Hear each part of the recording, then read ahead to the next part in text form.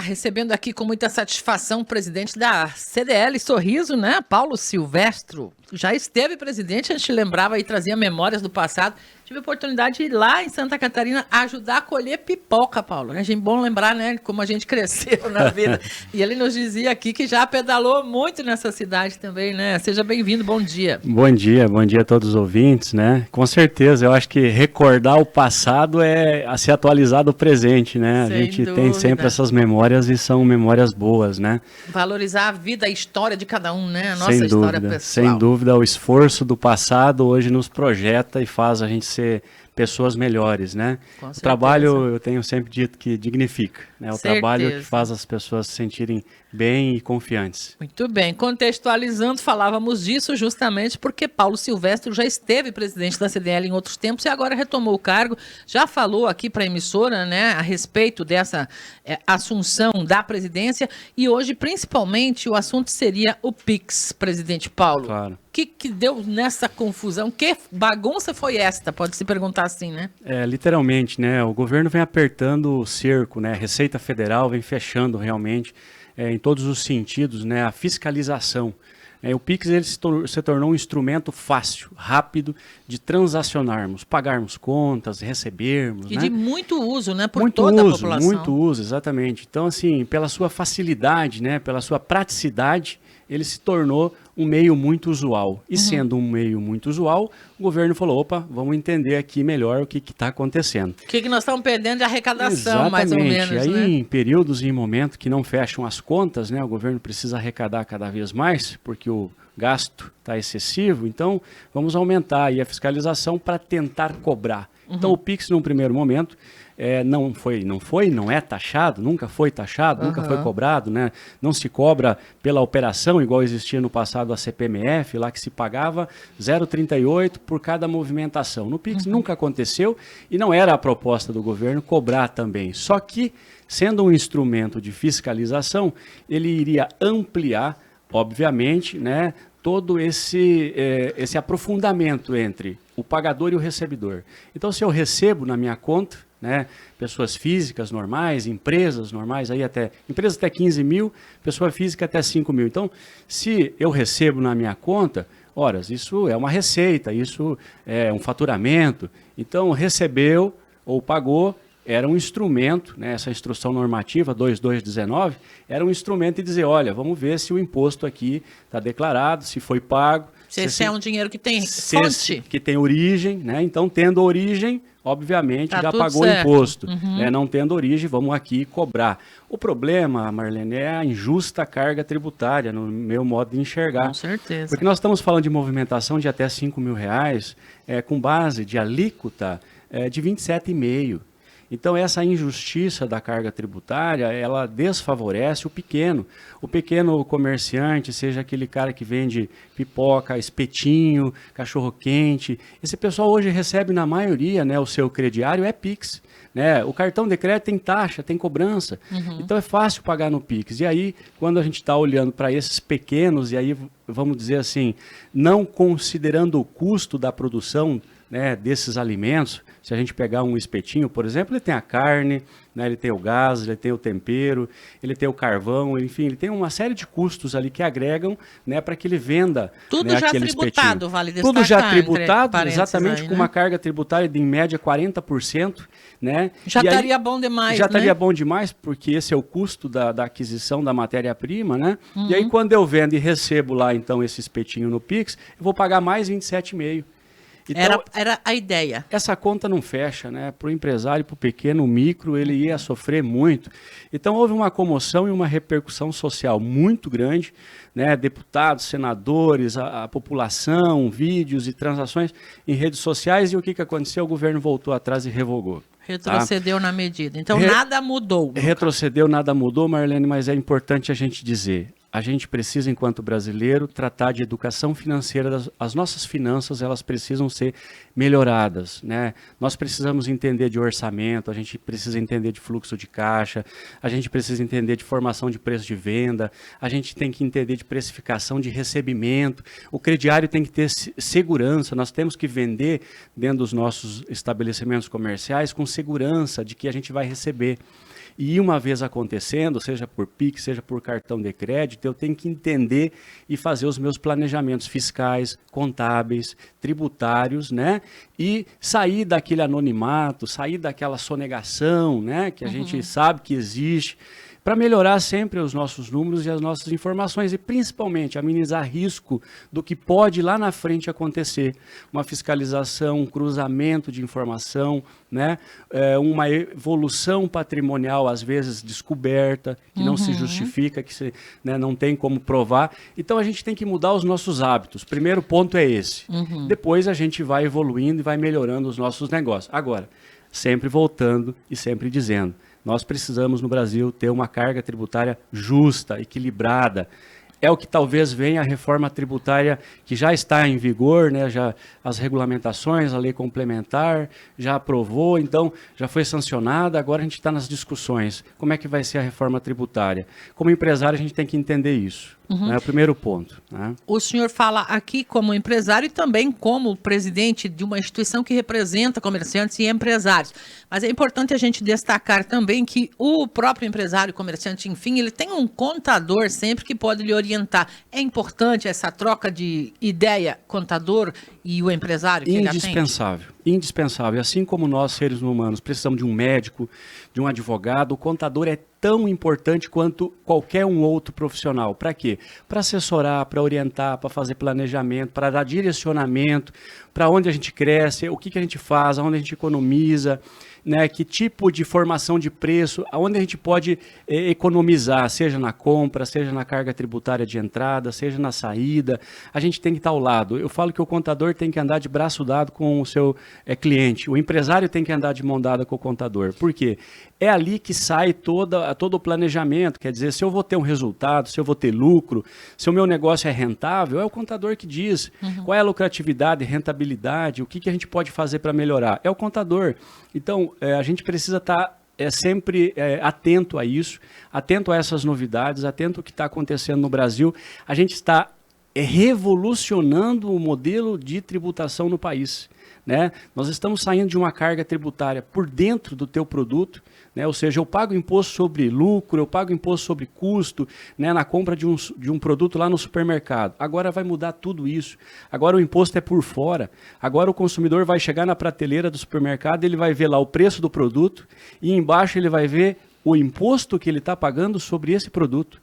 Então, sempre foi o consumidor que pagou o imposto, mas quando você paga por dentro, embutido, eu só vejo o preço do produto, eu não sei qual é a carga tributária. Aí você fala, a carne está cara, o arroz está caro, o feijão está caro, e no fim é o imposto que está caro. Exatamente, aí a culpa não é do empresário, né? Porque o empresário tem os seus custos ali, ele faz a sua margem de lucro, mas o imposto é o grande vilão de tudo que está acontecendo em relação a aumentos e tudo mais. Então, fazer essa distinção hoje, entender, né, de planejamento tributário é essencial para a gente entender qual é a lucratividade do nosso negócio. E talvez o primeiro passo para mudar essa realidade. Para a gente escolher governantes que entendam isso e respeitem o consumidor como grande pagador de imposto. Né? Sem sombra de dúvida, a gente precisa escolher bem os nossos políticos, que são os nossos representantes, seja aqui local, sim, vereador, prefeito, estadual, né, em todas as instâncias, mas acontece muito lá em Brasília. Então é de lá que as coisas praticamente acontecem, a reforma tributária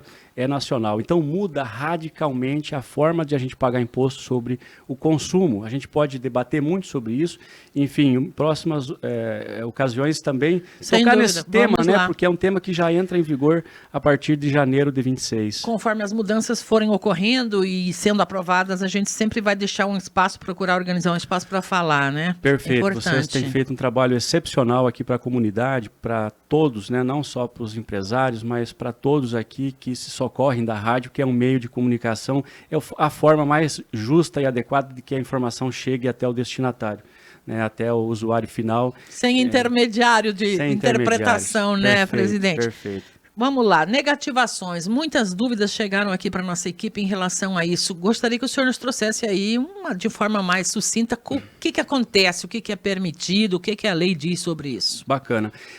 Por incrível que pareça, a gente está, né, falando de PIX, a gente está falando de cartão de crédito, mas o crediário ainda é prevalece no comércio local. 60% de todas as vendas que ocorrem em Sorriso ainda são feitas no crediário, no carnê, no boletinho, né? Até posso pagar no Pix, mas é a conta do carnê. Posso pagar no Pix, mas a venda no crediário, que é aquele cadastro que se aprova para vender, ainda prevalece. Sim. Né? Então a gente precisa entender tudo isso. O que acontece? Né? Falando de 2024, nós tivemos em Sorriso, no SPC, mais de 18 milhões de negativações. 18 milhões? 18 milhões de negativações, em volume de negativações. Sim, parece bastante, não é? É um volume considerável. A título de curiosidade, os últimos 5 anos de negativação na Praça de Sorriso quase chega a 190 milhões de reais de negativação. Então, o que a gente percebe? Que o consumidor, muitas vezes, por desconhecer o orçamento familiar, e muitas vezes por não ter um crédito do cartão de crédito, porque a administradora do cartão ela faz uma análise muito mais aprofunda, então ela não dá um crédito no cartão, ela limita e aí ele sai na praça e o comércio acaba vendendo. E aí nessa venda, para que o comércio possa receber, ele usa o instrumento que é o SCPC, o SPC Brasil, para negativar. Ou seja, a gente mostra para o mercado que aquele consumidor, aquele CPF está inadimplente, até para que outros comerciantes percebam isso e acabam, às vezes, né, travando aí vendas que dificultam o recebimento. Quando você fala sobre a quantidade de negativações, chamou atenção, né? Em dinheiro, né? Chamou atenção, mas também tem a questão da negativação que ela se soma também por cada vez que negativa. Porque, por exemplo, se a pessoa compra em 10 prestações e ela não paga essas prestações, conforme vai vencendo as próximas, ela vai tendo mais negativações. Então, também soma a quantidade de negativação por CPF. Exatamente. A compra parcelada, por exemplo, aquela compra de 10 pagamentos, 20 pagamentos. Então, cada parcela, cada prestação não paga, inadimplida, ela entra na conta da negativação. Porque a ideia é mostrar exatamente que aquele consumidor, aquele adquirente, não é um bom pagador. E aí isso fica registrado no banco de proteção de dados para o empresário consultar. Agora tem que dizer também que tem os bons pagadores. Sim, né? Claro. Nós temos o cadastro positivo, que lá dentro do cadastro positivo a gente elenca, a gente mensura, quantifica realmente o quanto esse cliente ou esse CPF é um bom pagador. E aí a gente pode trabalhar com taxas de juros menores, né?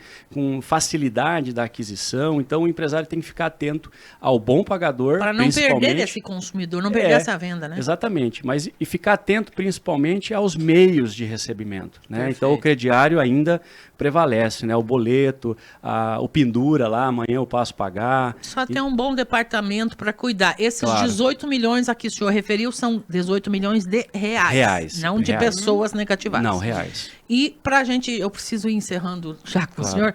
O que permite, em que casos pode ser negativado esse consumidor e rapidinho como é que ele faz para sair dessa lista aí? Bem, para negativar, basta ele ficar inadimplente. Um então, dia que seja, porque a questão é essa. Quanto tempo eu posso ficar aí devendo? tem uma previsão legal, né? Então, o adquirente comprou, na data de vencimento ele não pagou, ele vai ser notificado, ele vai ser informado, existe um prazo legal para que ele se manifeste, né? Geralmente 30 dias aí.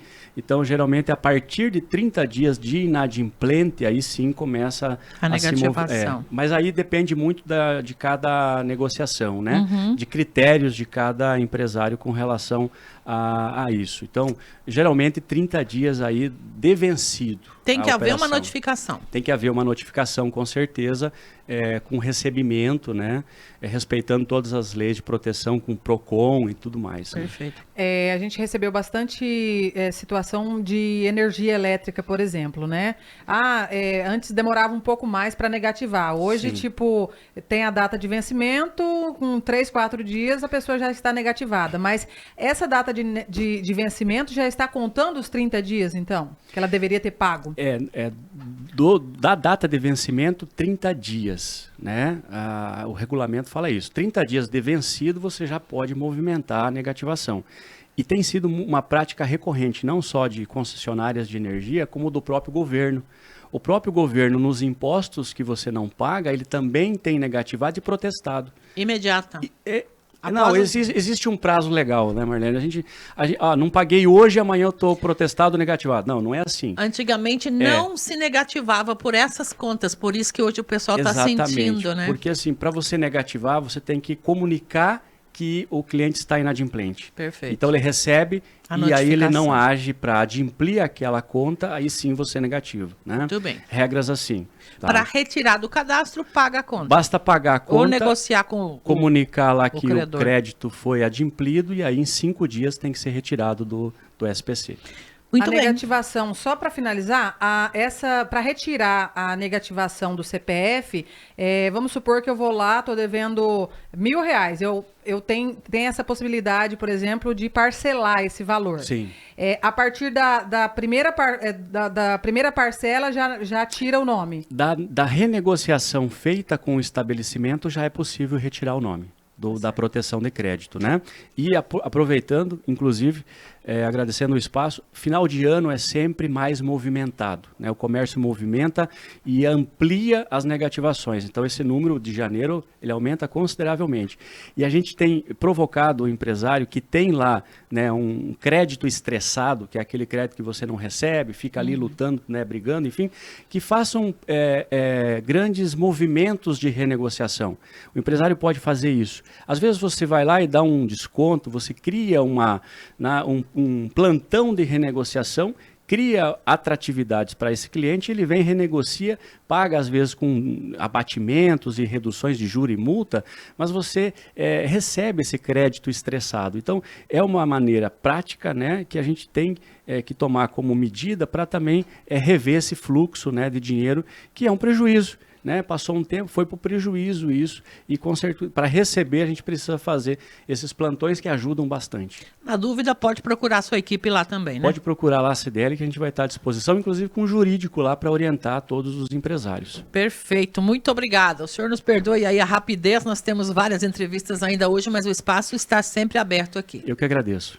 Conversamos com Paulo Silvestre, presidente da Câmara dos Dirigentes Lojistas aqui de Sorriso.